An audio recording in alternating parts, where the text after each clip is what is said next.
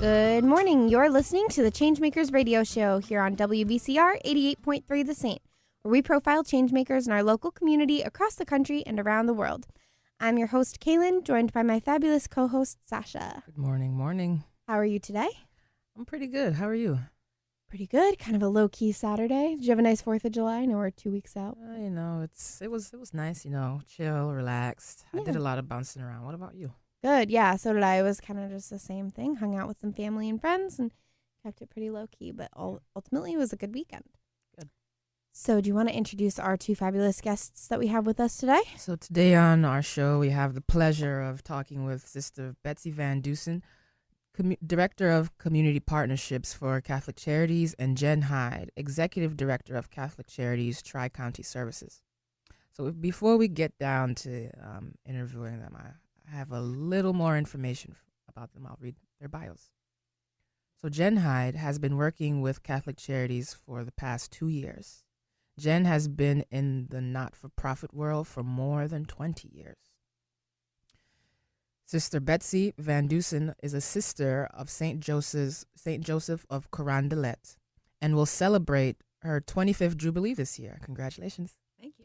She has been with Catholic Charities for nearly 3 years. Welcome to the show, ladies. Thank you very much. It's great to be here. So you're both very involved in Catholic Charities. So can you tell us a little bit about Catholic Charities? Surely. Every diocese in the country has a Catholic Charities connected to it, and that's the social services arm of the Catholic Church. Mm-hmm. Now, that doesn't mean that we only serve Catholics. It means that we are available to anyone who has a need. In this diocese, Catholic Charities started in 1917, and so we're getting ready to celebrate our 100th anniversary in 2017. We serve 14 counties, 10,000 square miles. Wow. Yes, it's a lot of space. And as you know, though, in upstate New York, there's a lot of rural space. There's lots of open land. And so there are probably more cows in that area than there are people. Catholic Charities started serving orphans and immigrants. And since then, we've really grown into a multifaceted agency that serves folks who are homeless, poor and vulnerable, people with disabilities, people who have basic emergency needs. Mm-hmm. So there's a whole variety of services that we are a part of. Very cool. I like that it's, open in terms of faith, that you guys don't just serve that. And I like that you said about serving in rural communities, especially because I think, especially being based out of Albany, the ACE office does so much with, working right down the street in our local community, which is really quite urban. But as part of the Bonner model, and I'm a Bonner student leader, and the rest of my program is we have a rural service trip. We all did some research while we were there and got to kind of see sort of a lack of services and awareness and outreach into areas like that because of the lack of density in population. So that's very cool. I'm glad you mentioned that. So this is a question for both of you. Would you be willing to share your journey to Catholic Charities? How'd you get there? Yeah, absolutely. I'd love to. Throughout my life, I've always been active in community initiatives wherever I've been. So I'm certainly not surprised that I've made a career here in the human services field and with helping our local communities. Like you said earlier, I've worked for more than 20 years in the human service agencies through various capacities, from grant writing and fundraising to areas such as program design, development, and implementation. It's my experience in those areas that led me to Catholic Charities. I am now in a position where I can bring my desire to enhance our communities and my work experience together to provide service to those that can benefit from it. I love this spot. Nice. Thank you. And Sister Betsy, how about you? Well, this is actually my third stint with Catholic Charities. My first one was in a domestic violence shelter in Troy. And then my second one was in the inner city of Albany. And this one, I'm back for 3 years, almost 3 years. My first year back after being in a parish for 10 years was to work with folks who had been impacted by Hurricane Irene and Tropical Storm Lee. Wow. And so I did disaster work in Albany, Rensselaer, and Saratoga counties. And then in this role, I'm able to engage in all 14 counties and really invite partnerships and engage people in ways that they can be of assistance, and also help our agencies be aware of how it is that people want to connect with them and to sort of put the two pieces together. Great. Thank you. So what are your And this question is for both of you. What are your specific roles within this organization? As executive director of Catholic Charities Tri-County Services, I'm responsible for the provision of meeting basic needs and providing youth programs that fall within Albany, Schenectady, and Rensselaer counties. That's not very many words for a really big job, just to say. As Director of Community Partnerships, my opportunity really is to put together folks with desire to serve and also agencies with opportunities for people to serve. And then engaging the community in conversation with, like, for instance, the Girl Scouts or the Rotary Club or local parish communities or local church communities, civic groups, people who just say, gosh, my 5 friends and I would like to get together to do something. Is there a way for us to do that with Catholic Charities? And so that's a lot of what my role is, and then sort of communicating it both ways. So as a connector. A connector, exactly. Nice. We work very well together because I share my needs within Tri-County Services with Sister Betsy. Wonderful. Nice. And she fills the holes. That's very cool. Exactly. One way or another. Great. So can you talk to us a little bit about some of the services and programs offered within the Tri-County Services that our listeners should know about? Absolutely. I would love to. The programs of Catholic Charities Tri-County Services provide an array of essential services, and they're designed to address, like I said previously, the basic needs and to provide necessary youth programs to those in the Capital District.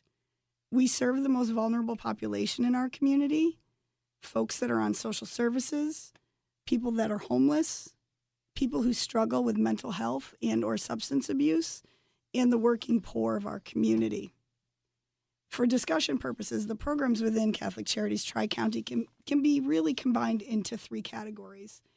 The first category I would name is our food services. So, for example, food pantries and soup kitchens.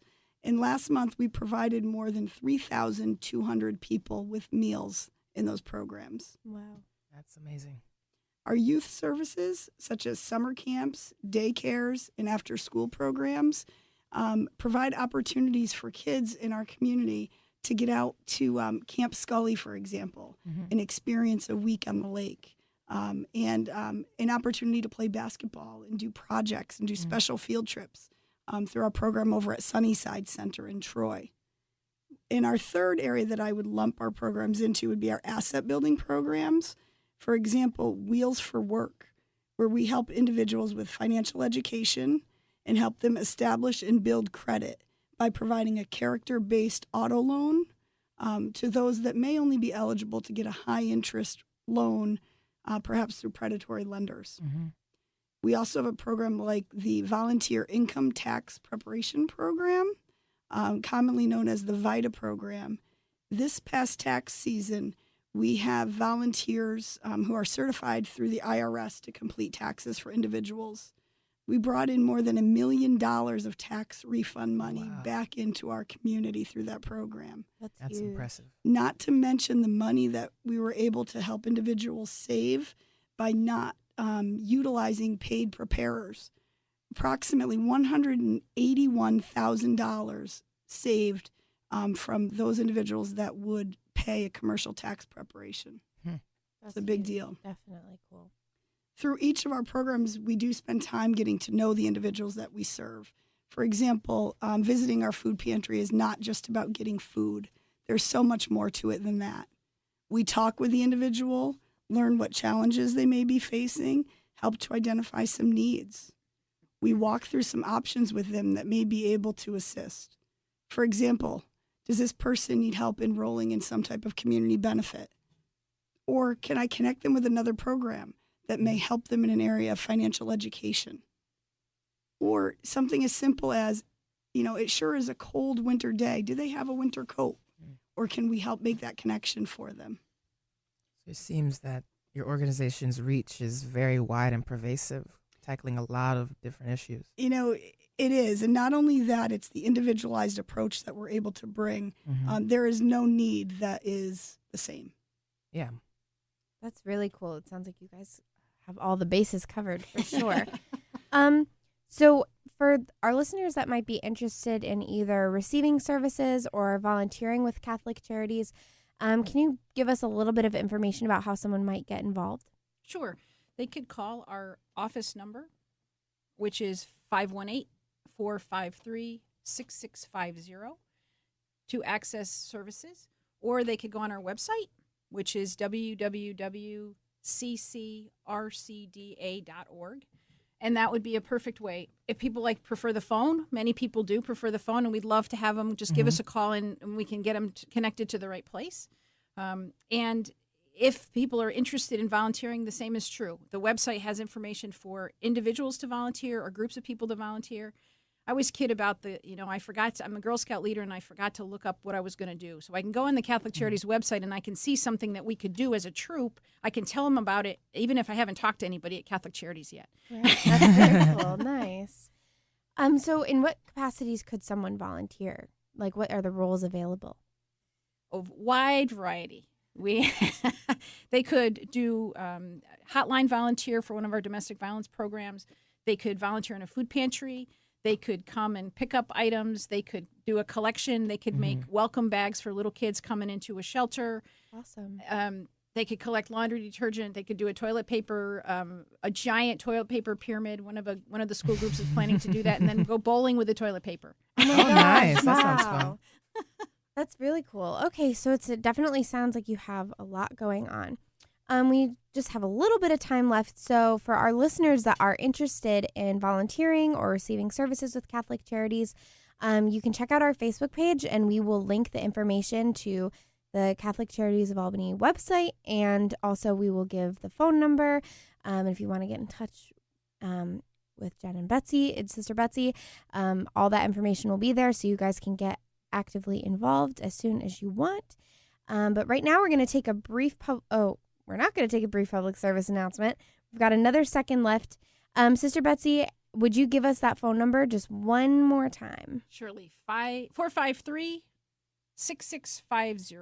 And how about that website? www.ccrcda.org. Awesome. And just like I said before, our Facebook page will have all of that information.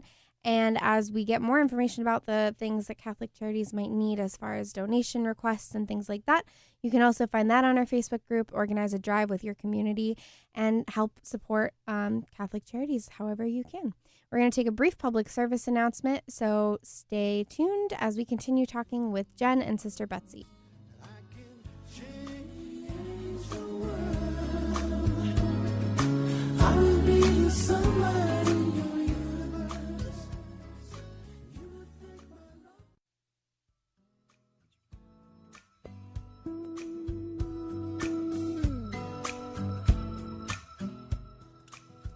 And welcome back to the Changemakers radio show here on WVCR 88.3 The Saint.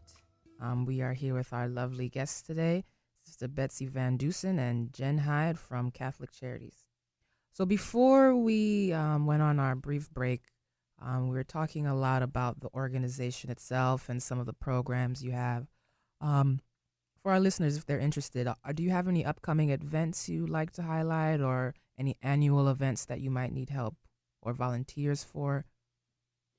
Certainly coming up very shortly, actually Monday, we have our Golf for Good golf tournament. And we do work with Unity House on that event. It's a wonderful opportunity to create some partnerships and to raise some revenue for our services in Rensselaer County. Great.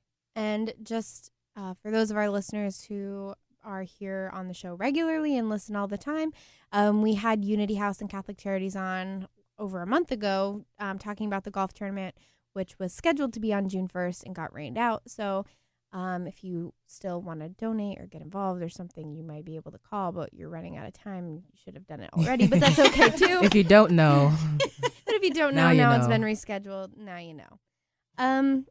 So you have a new initiative coming up in Troy called Focus, FOCAS, not US. What does Focus stand for? It stands for Family Opportunity Collaborative at Sunnyside. Yes. Sunnyside. Yeah, it's exciting. And we know that's not how you spell focus, but we couldn't think of a good U, so we said, all right, well, we're going to make focus with an A here. So we recognize it. The spelling thing is always so important, so we like to be Yep. And it actually started because the Troy Savings Bank Foundation came to us and said, we would really like you to think about something that's going to be transformative in the city of Troy, something that's going to be transformative, because oftentimes a little bit of money doesn't really get very far. And then a project starts and then it stops. And then that's sort of the end of it. And so we envisioned and got a group of people together to really look at what might be possible. And so it's based out of our child care center, child development center in Troy called Sunnyside. And it is has three components. The first component is mentoring for the children who are in 4th, 5th, and 6th grade. Now, as many of you know, it's a transition from elementary school to middle school is a really difficult one. And so an opportunity to add a little extra support for children at that time really makes sense. And then the second piece is family support, is to really do case management with families. So are there other issues that are going on in the family that could be supported? And if they were supported, that would really help the child be more successful in school and sort of stabilize what's happening in the community. And then the third piece is actually the collaborative. And the collaborative is that group of 15 families that we're starting with coming together to say, what do we want to do to transform our community? So what's our project? Sometimes people like ourselves and other organizations sort of decide what a community needs. And they come in from the outside and they say, you're going to do this. You want to do that. And our approach with Focus is to say, what is it that you see? What is it that you need? What is it that together we can make different? And so that's really what Focus is all about, is for us really to be in partnership together with the families and with other service providers to really make that happen and make that possible. Sounds like an excellent initiative. I am the coordinator of youth programs out of the Office of ACE, and a lot of times I find the youth that I'm working with if they're struggling at school, there's often something else happening at home, and you can tackle what's going on at home or at school, but there's not a lot of crossover. So I really like that idea, and especially looking at it at having an asset-based thinking model instead of going into a community that may not even be yours and giving directions and trying to change things. So great idea. And the truth is we've been in that community since before 1925. Yeah. So it's been a long time, and so we have a lot of history, and parents and grandparents and great-grandparents have been a part of Sunnyside and know Sunnyside. And so it's a really wonderful place to jump off and say, what else is possible? What else can we do with you, in partnership with you, to make this different? It's a great mindset to have. We're really excited to kick that new initiative off, and certainly, none of it could be done without our partners. We have done a great deal of research and a lot of communication with organizations that do provide services in that North Central Troy area, so that we aren't being duplicative of any efforts. That is certainly not our goal. Our goal is to connect folks with the services that are available. We are collaborating with Big Brothers Big Sisters of the Capital Region on the mentoring component. And in addition to the Troy Savings Bank Foundation and their generous support for this initiative, we also are seeking assistance with SEFCU and the Seymour Fox Foundation have really shown great interest and support of this new initiative as well. So the vested interest in the success of this program is huge. That's great. So you talked about this program starting with 15 families. How are the families selected? That's a great question. We are inviting everybody who has a student in finishing 4th grade, 5th grade, or 6th grade. So now we're in the middle of the summer, so they will be going into 4th, 5th, and 6th grade to participate. Everyone's going to have the opportunity to do that, and we're going to do that by, I hate to use the word lottery, but by random selection, to say that everybody has an equal opportunity to be a part of it. There's, it's not going to be the first 15 or it's going to be who could be a part of this program. And the design was really in conversation with the Leo Project at Notre Dame. And just to be able to say, how do we demonstrate this? Because we think it makes sense. We think it's going to work, but how do we prove it?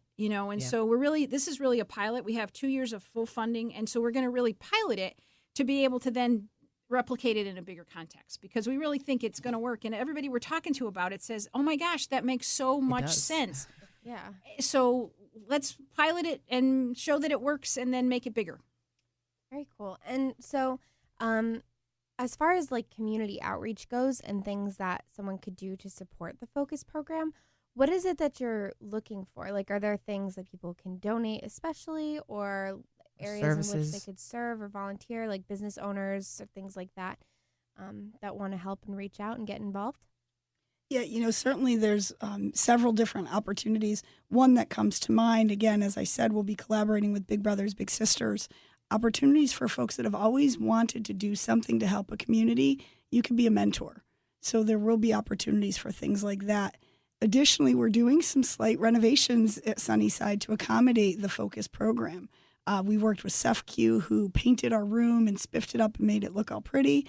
We are reaching out to local businesses who maybe have some excess furniture that they could donate, a nice comfortable couch and some comfy chairs, just to make a really nice, inviting room for the participants. Awesome. So, if any businesses were interested in, reaching out to this call to action, or if individuals were interested in, if they're volunteering, they can work with Big Brothers Big Sisters. But do you need like manpower for this initiative? Like, as far as, are you still doing more sprucing up, or pretty much done with that? There's always sprucing up. There's always a fence that can be painted, a room that could use an intense clean or a new coat of paint, leaves to rake, gardens to plant. There's always something that, an individual can do or groups of folks can do as well. Very cool.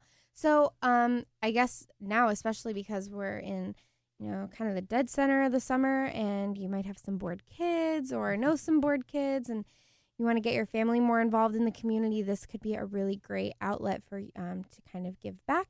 Or if you've got some extra time on your hands and you think you'd be a great mentor, you could reach out to the Big Brothers Big Sisters program. If you or your business have any extra furniture laying around that's in good condition and is worth donating, you should definitely give Catholic Charities a call. And would you guys mind giving us that phone number one more time? 453-6650. All right. And we will, like I said before the break, post that on our Facebook page. So if you're driving right now and listening to the show, you shouldn't be writing anything down, especially the phone number, even though it's a good idea. So you can find that on our Facebook page later. Wow, I have so many more questions to ask about the Focus program, but I don't even... Yeah, we can talk about that for hours. Definitely. So you've got all these great partnerships and things like that going on. Are there any other events coming up other than the initiative of the Focus program and Golf for Good, which is unintentionally ahead of us? Yes.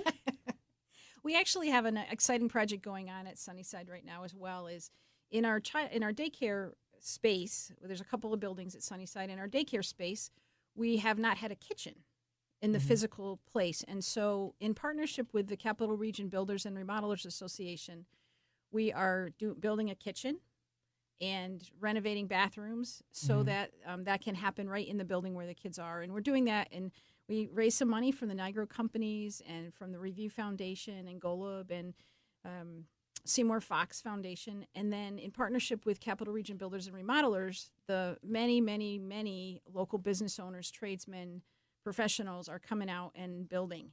And so in the first phase, right on schedule. So that's very exciting. And so we're moving a bathroom, getting a bathroom up and running, and then doing the rest of the gutting and finishing and completing the kitchen. So we're really, really blessed for a wonderful partnership with Capital Region Builders and Remodelers. This is our third project with them, and it's been just really just phenomenal and just thrilling and so wonderful for people in the community to step up. And what's great about it is when you ask people to do what they do, it's much easier for them to say yes. And so if I ask a builder to build, he can probably do that pretty easily if he can find his tool belt. Right. But if you ask me to do that, that's probably not going to be as good a thing. And so what we try to do is partner and match in terms of our volunteer program as well, try to match the gifts and blessings and things that passions that people have with the needs that we have. And we try not to make up stuff for people to do. We try to match those things together and really meet a need that's for both the individual who wants to serve and the programs that are in need of service. That's awesome. Wow. Sounds like a great volunteer model. Perfect. Yeah. Okay, so if anyone is interested in volunteering, you know where to reach out.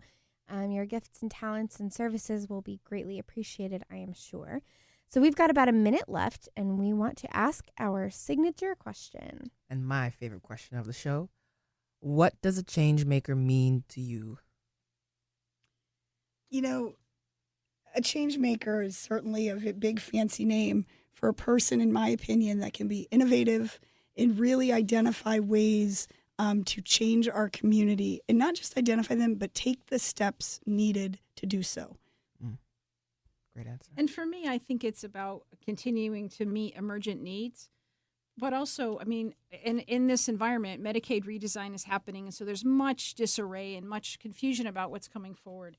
And to meet people where they are and listen to their hopes and their needs and their dreams, and to journey with them as they achieve that, and to really make that real in their lives. Love it. Love it. Thank you. Thank you very much for joining us here on Changemakers Radio Show. We're here every Saturday morning at 10:30 a.m. on WVCR 88.3 The Saint. Be sure to check us out on Facebook, and we'll see you next Saturday.